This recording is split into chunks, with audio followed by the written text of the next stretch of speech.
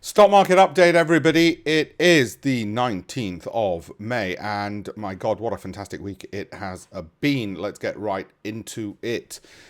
On a valuation basis, of course, everything still looks overvalued with the exception of energy and banks. But that's an important lesson to you, because why does energy look overvalued? Because you're looking at historic earnings, the current share price relative to historic earnings. The market does not expect those earnings to continue, either because of recession or because oil prices have come down. And therefore, you should really be looking at forecasted price to earnings, in which case that would look a lot more expensive.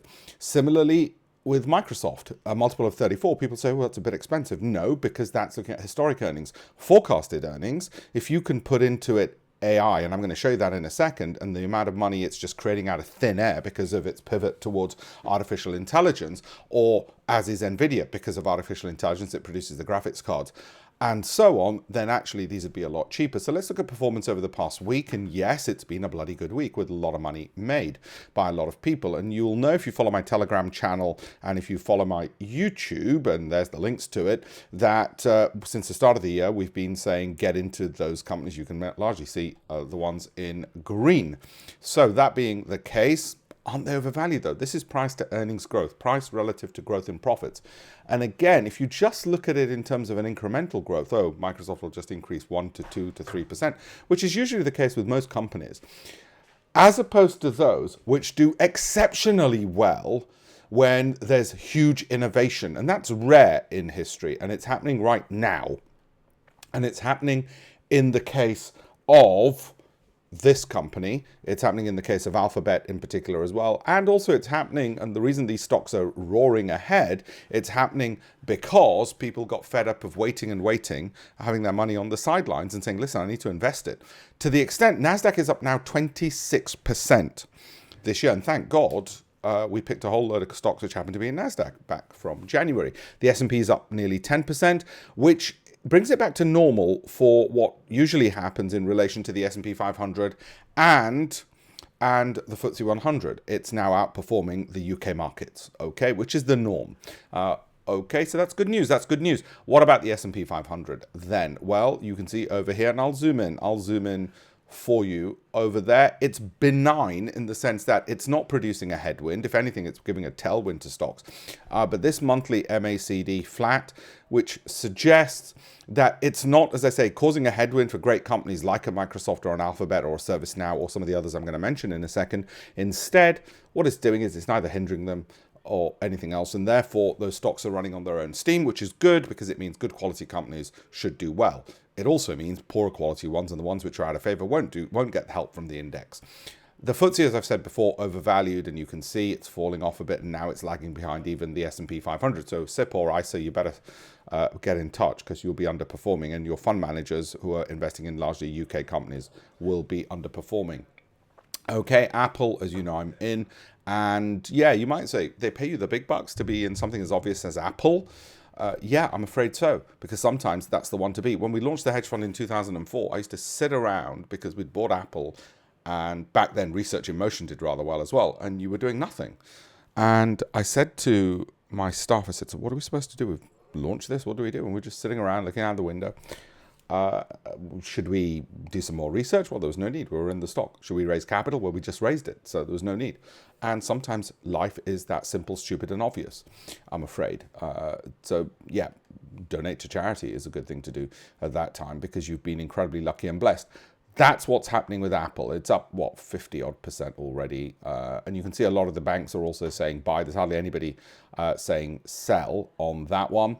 The analysts think, given that it's got a current price of 175, they think it's going to go to 210 at the highest. They're right. They're the ones who are right. On average, they think it's fairly valued. They're wrong. The analysts who think it's fairly valued are wrong. It's going to go higher. Alphabet shot through the roof.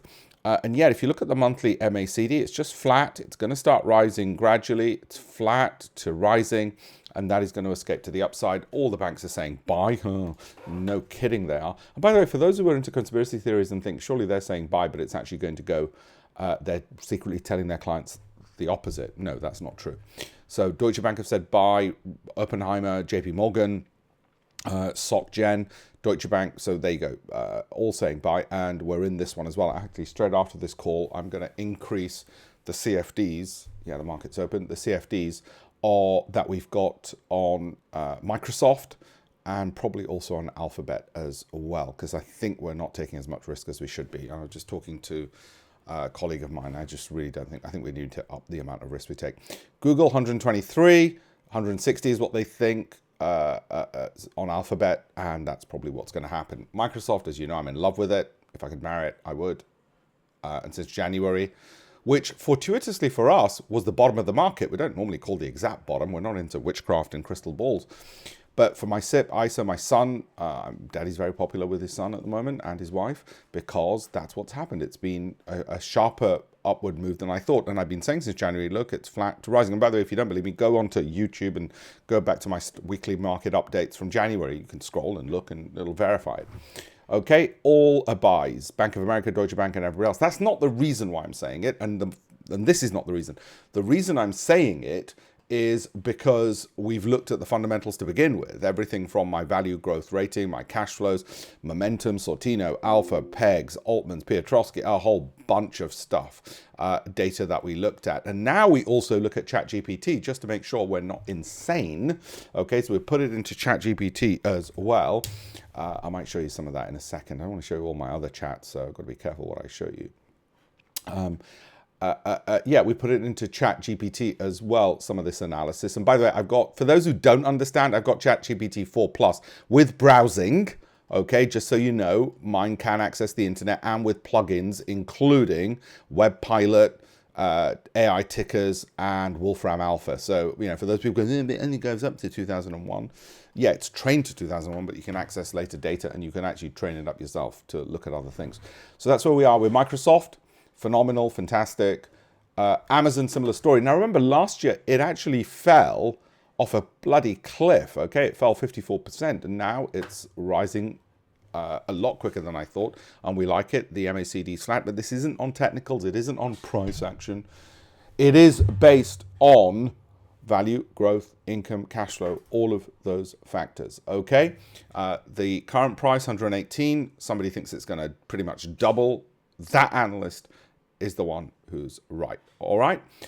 In the case of Disney, it's not done as well. It's sort of fallen a bit flat, but that's fine. We're sort of diversified, even though everybody thinks it's a buy. It's fallen a bit flat. I'm happy to hold on. And how do I make those decisions? Well, for those of you who are on my Great Investments program, you'll know how I make those decisions. I use a very simple, straightforward flow chart. You can take a picture of it if you wish, but that's what we do. And on this, really the question to ask myself, because it's not fallen 25% from the peak, it's not been 12 months, is, well, okay, in that case, since that's the case, am I risk averse? Well, for this one, no. So I'll just wait. And that's the flow chart that we use. And some of you using that flow chart, making good money, and also following the fuller market update that I give to Great Investment Program followers. So Disney, that's where we are with that one. Okay, Nvidia did a lot better than I thought since the start of the year.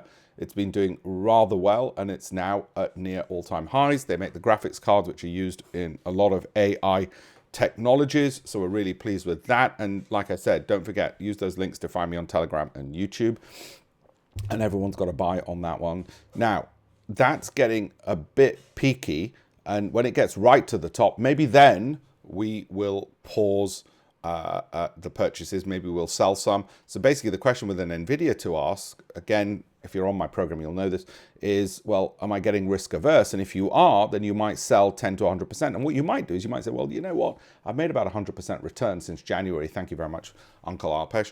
I'll sell half and keep the other half running. Or I might sell all because I'm risk averse, or I'll keep all of it because I'm risk loving. And that's how you make the decision process based on your risk appetite. Tesla, a bit of disappointment actually. After a great start in January, it sort of eased off a bit.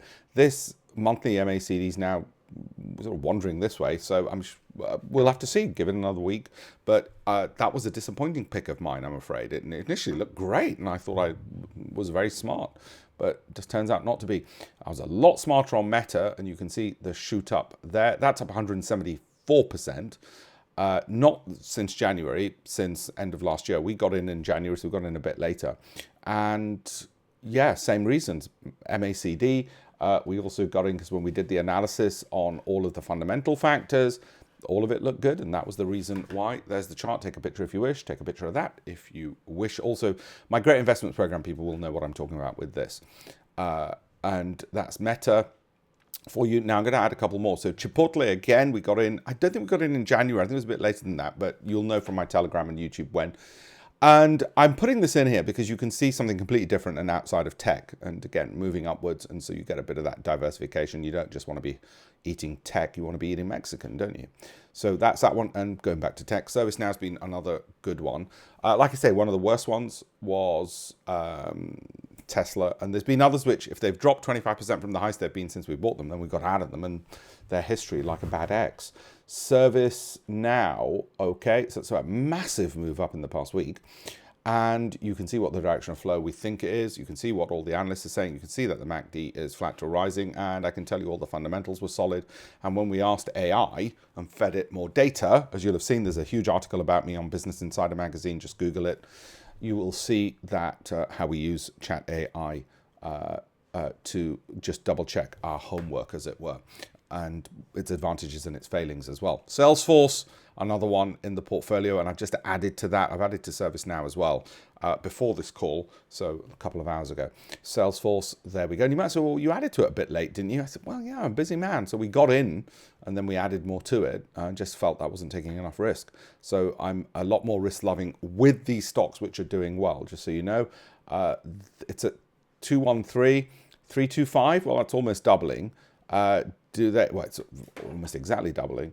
That might be a bit optimistic by the end of the year. I think let's go for all-time high by the end of the year on that one. Listen, have a look at Campaign for a Million, my campaign to teach 1 million people how to be better investors. If you're interested in the Great Investments Program, something we spun out of the hedge fund, then just contact me. Look at alpeshpatel.com/links. As well, and I'll give you a heck of a lot more information on my YouTube channel and my free Telegram channel as well. Thank you all very much. Thank you.